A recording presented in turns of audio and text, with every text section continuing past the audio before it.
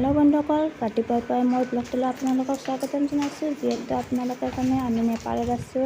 আজি বিশেষ কামৰ কাৰণে আমি নেপালৰ পৰা ঘৰ যাব লগা হৈছে। সেয়েহে ৰাতিপুৱাৰ পৰা ইয়াৰ টালি টোপোলালৈ ওলাইছোঁ। ইয়াত আমি টমটমত গৈ আছোঁ। বাছত উঠিব লাগিব, যিহেতু আমি য'ত আছোঁ তাৰ পৰা দুখন বাছ সলাইহে আমি চুপাৰত উঠিব লাগিব। সেয়েহে আমি গৈ আছোঁ এতিয়া পানী টেংকিলৈ। পানী টেংকিৰ আগত আমি বৰ্ডাৰ পাম। সেয়েহে বৰ্ডাৰত আমি গৈ আমাৰ যি নেপালী পইচা আছে সেইবিলাক আমি চেঞ্জ কৰিব লাগিব। আমি যিহেতু আমাৰ ইণ্ডিয়াৰ পইচা আৰু নেপালী পইচা বহুত বেলেগ, সেইকাৰণে আমি ইয়াতে ৰখি পইচা চেঞ্জ কৰি লৈ আমি বৰ্ডাৰৰ পিনে গৈ আছোঁ।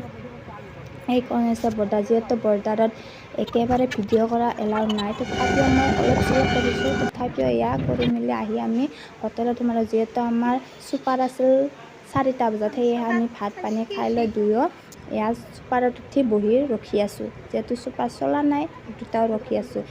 মোৰ হাজবেণ্ডে অলপ চলপ মোক খাবলৈ কিবা কিবি কিনি দিলে। তাৰপিছত দুয়ো বহি আছোঁ। আজি ঘৰ যাম বুলি হাজবেণ্ডৰ মুখত হাঁহি। যিহেতু চুপাৰ চলিলে, তাৰপিছত আহোঁতে আমাৰ ৰাতিয়েই হ'ল। ৰাতি হ'ল মানে আমি ঘৰ পোৱাতে ৰাতি 2টা বাজিলে।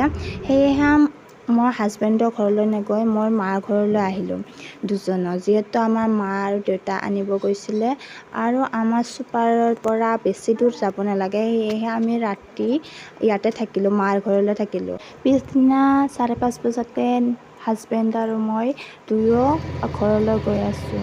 আমিনো নেপালৰ পৰা কিয় আহিলোঁ ঘৰলৈ, সেইটো আপোনালোকে নতুন এটা ব্লগত দেখা পাব। আজিলৈ এইখিনিয়ে, থেংক ইউ।